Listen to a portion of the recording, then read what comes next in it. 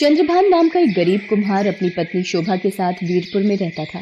चंद्रभान देवी देवताओं की मिट्टी की मूर्तियां, घड़े और बर्तन बनाकर बाजार में बेचा करता था और थोड़े बहुत जो पैसे मिलते उनसे अपने परिवार का पालन पोषण करता था। चंद्रभान माँ दुर्गा का परम भक्त था।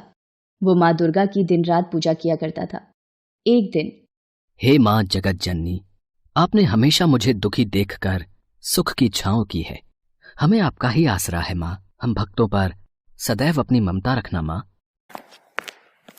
शोभा, ये लो माँ का प्रसाद।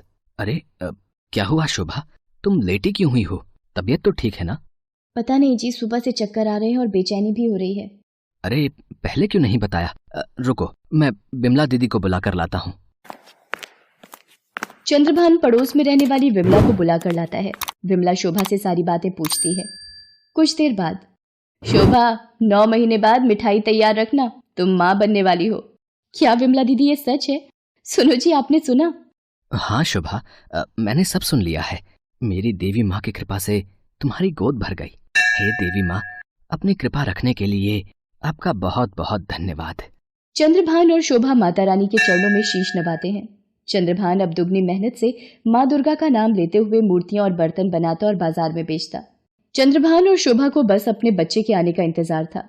एक शाम, मुझे लगता है मेरे दर्द शुरू हो गया है। आप विमला दीदी और दाई माँ को बुला लाओ। विमला और दाई माँ आ जाती हैं। विमला दीदी, ये माँ दुर्गा का प्रसाद का जल आप शोभा के मुंह में डाल दो, उसे आराम मिलेगा। ये कैसा चमत्कार है? माँ दुर्गा के नाम का जल पीते ही शोभा को ये आराम मिल गया और ये बच्चा भी आसानी से हो गया। जय माँ दुर्गा। बधाई हो चंद्रभान भैया, लड़का हुआ है। जाओ वीरेंद्र हलवाई से लड्डू का डिब्बा लेकर आओ। चंद्रभान मिठाई खरीद कर लाता है और सबका मुंह मीठा करवाता है। शोभा और चंद्रभान बेटे के जन्म के बाद बहुत प्रसन्न थे। वो अपने बेटे को माँ दुर्गा के चरणों में माथा टिकाते हैं। शोभा, माँ दुर्गा की कृपा से जब से हमारा प्रथम पैदा हुआ है, मेरे कारोबार में भी वृद्धि हुई है। अब मुझे और ज्यादा मूर्तियां और बर्तन बनाने होंगे। हमारा लाल तो हमारी जान है जी। माँ ने प्रथम को झोली में दे दिया, हमारे जीवन में खुशियां आ गई। प्रथम के आ जाने से चंद्रभान और शोभा की जिंदगी ही बदल गई थी। दोनों उसके साथ खेलते, बातें करते, अपने लाल को बहुत प्यार करते। धीरे धीरे वक्त बीता। प्रथम 9 महीने का हो गया था और घुटनों के बल चलता था।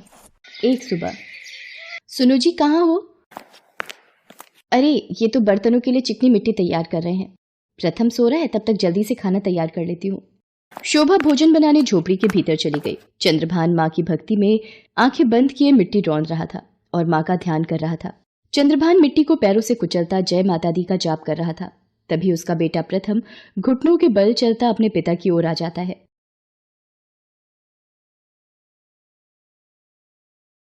और अनजान पिता मिट्टी के साथ अपने कलेजे के टुकड़े को भी पैरों से मसलता जाता है।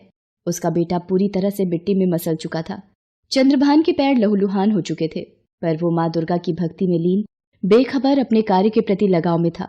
तभी शोभा आ जाती है। अरे प्रथम को तो मैं सुला कर गई थी, कहाँ गया? कहीं इनके पास न खेल रहा हो।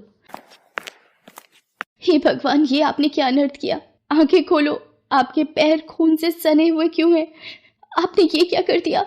हमारा लाल, हमारा प्रथम मिट्टी में कुचल गया। नहीं, ये नहीं हो सकता। मैंने अपने ही बेटे को मार दिया। ये मैंने क्या अनर्थ कर दिया? चंद्रभान माँ दुर्गा के समक्ष विनती करता है। हे देवी माँ, हे दुर्गा मैया, मैं आपकी भक्ति में लीन था। मुझसे ये कैसा पाप हो गया माँ? हम भी अपने लाल के बिना नहीं जिएंगे।